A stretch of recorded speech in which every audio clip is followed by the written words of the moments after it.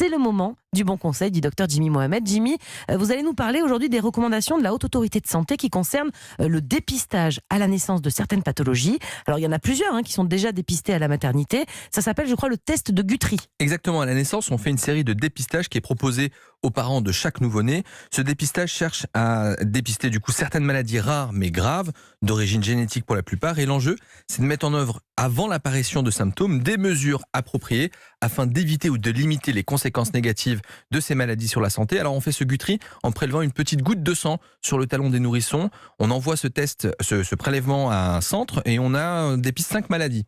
La phénylcétonurie, l'hyperplasie congénitale des surrénales, l'hypothyroïdie, la mucoviscidose et pour les nouveau-nés qui présentent des facteurs de risque, la drépanocytose. La question des dépistages, elle se pose d'autant plus que désormais on a de nouvelles techniques et on a ce qu'on appelle la spectrométrie de masse. C'est une technique d'analyse moléculaire qui permet de dépister de nouvelles maladies, notamment un groupe de maladies qu'on qualifie d'erreurs innées du métabolisme. Oula, c'est quoi ces erreurs innées du métabolisme? Alors ce sont des maladies qui sont graves, héréditaires et que même si elles sont rares, elles ont un impact majeur sur la santé des enfants et donc c'est un problème de santé publique.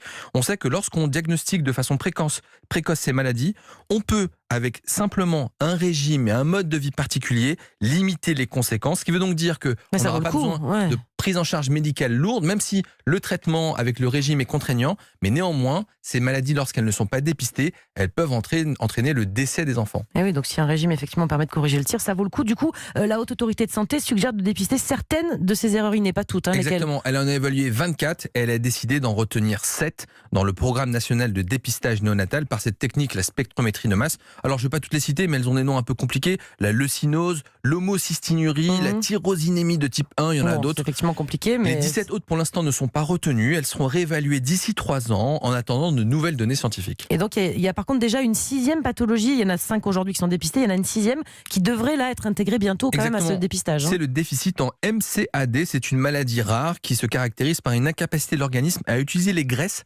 comme source d'énergie. Elle sera intégrée normalement au programme de 2020. Attention, cette recommandation date déjà de 2011 pour prévenir certains décès qui sont facilement évitables avec des règles diététiques simples. On ne parle pas de traitement lourd, donc il y a un réel enjeu. Et donc juste pour avoir une idée, en Europe, ailleurs, on fait comment? On dépiste quoi comme Alors maladie? la France, on est à la traîne. La Suède et l'Autriche dépistent déjà 24 maladies. La Belgique, plus d'une dizaine. Et en France, on est 5 plus 1, puisqu'on dépiste la surdité congénitale depuis quelques années. Ça coûte pas très cher. Ça va coûter 11 € par nouveau-né. Donc on peut investir ces 11 € pour dépister des maladies, les traiter avec un simple régime. Merci beaucoup, docteur Jimmy Mohamed, pour toutes ces précisions.